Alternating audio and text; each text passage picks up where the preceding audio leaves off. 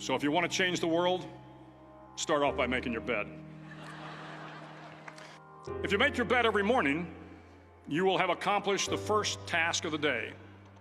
It will give you a small sense of pride, and it will encourage you to do another task, and another, and another. And by the end of the day, that one task completed will have turned into many tasks completed. Making your bed will also reinforce the fact that the little things in life matter. If you can't do the little things right, you'll never be able to do the big things right. And if by chance you have a miserable day, you will come home to a bed that is made, that you made. And a made bed gives you encouragement that tomorrow will be better. To pass SEAL training, there are a series of long swims that must be completed. One is the night swim. Before the swim, the instructors joyfully brief the students on all the species of sharks that inhabit the waters off San Clemente. They assure you, however, that no student has ever been eaten by a shark, at least not that they can remember. But you are also taught that if a shark begins to circle your position, stand your ground. Do not swim away. Do not act afraid. And if the shark, hungry for a midnight snack, darts towards you, then summons up all your strength and punch him in the snout, and he will turn and swim away. There are a lot of sharks in the world. If you hope to complete the swim, you will have to deal with them. So if you want to change the world, don't back down from the sharks.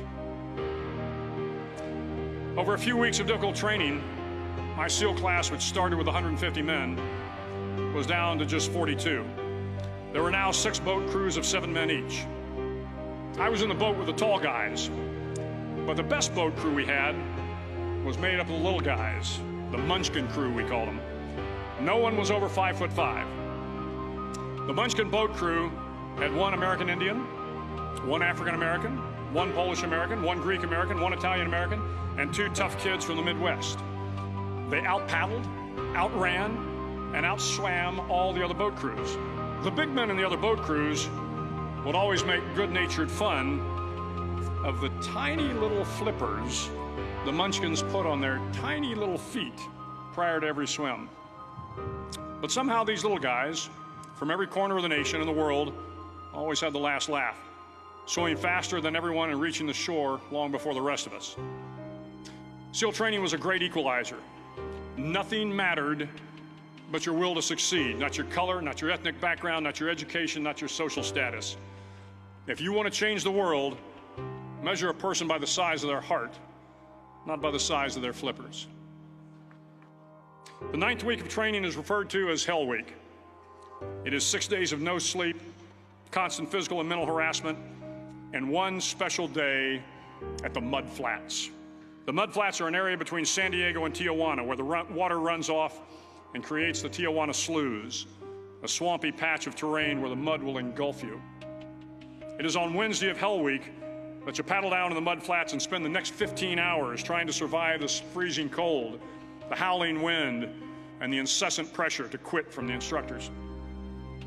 As the sun began to set that Wednesday evening, my training class, having committed some egregious infraction of the rules, was ordered into the mud. The mud consumed each man till there was nothing visible but our heads. The instructors told us we could leave the mud if only 5 men would quit.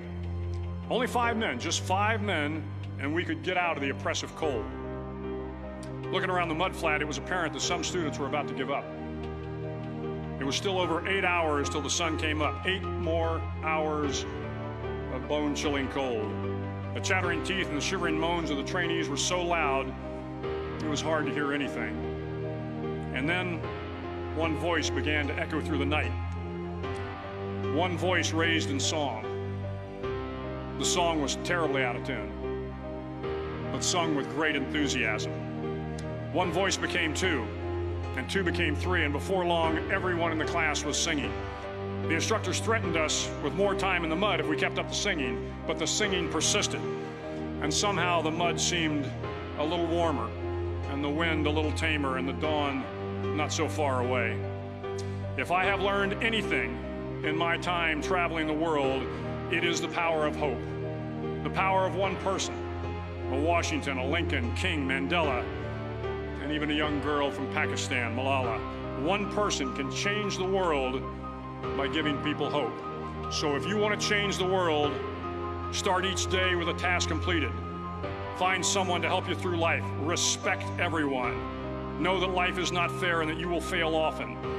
But if you take some risks, step up when the times are the toughest, face down the bullies, lift up the downtrodden, and never, ever give up. If you do these things, the next generation and the generations that follow will live in a world far better than the one we have today.